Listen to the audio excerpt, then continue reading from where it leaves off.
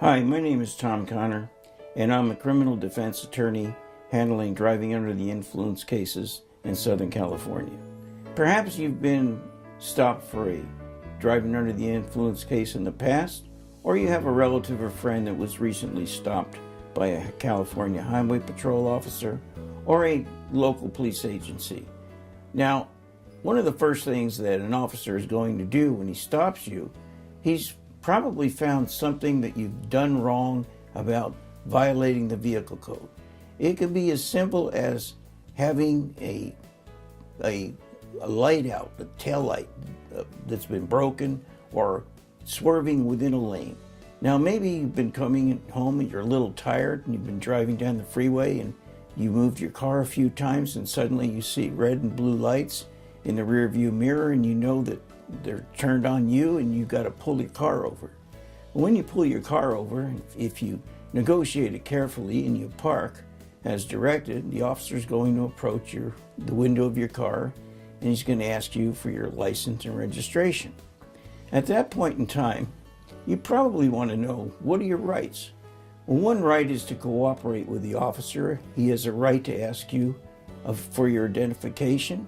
He has a right to ask you for your driver's license and registration. If that officer smells alcohol in your breath, at that point in time, he has probable cause to ask you to get out of the vehicle. He's going to probably take a flashlight and shine it into your eyes and wave his finger back and forth, horizontally and in a vertical fashion, to conduct what they call an nystagmus test. Question, do I have to submit to such a test? Well, the officer is going to do that, no matter what you want to submit to or not. So after he does that test, he might ask you to take a field sobriety test.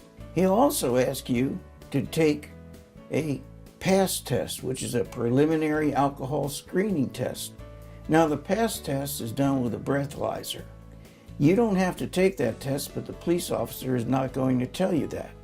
The reason he wants to take that test is that would be the closest moment in time to predict what the blood alcohol level would be since you just got out of the vehicle. That would be the time of the driving. And that's a critical factor if you defend a driving under the influence case. The prosecution wants to go ahead and get the PASS test results in, and the California Supreme Court said they are admissible if you take that test in the field. Even though when you are placed under arrest, if it's over a .08, which is 8% of alcohol in your system, then at that point you're entitled to take a different test, which would be a test of breath or blood, and that's usually given in jail. So before you get to that point, you do not have to participate in field sobriety tests. If he's going to place you under arrest, just place you under arrest and take you to the county jail, or you might be released within 4 hours by a DNR officer, but you're required at that point in time to submit to the 2 chemical tests, either a blood test or a breathalyzer test. The blood test is more accurate, so you have your decision, but do not refuse to submit to the test. If you refuse to take the alcohol or the breath test after you're arrested, it can result in the suspension of your license for 1 year by the Department of Motor Vehicles. It also results, if you go to a jury trial, in the prosecution being able to introduce an instruction to the court and to the jury that you refuse to comply, and that shows a consciousness of guilt on your part, which is difficult to overcome.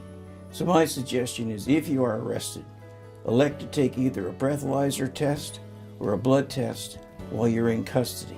We can arrange for bail to get you released, or to go and make a call to the judge to see if we can get you released.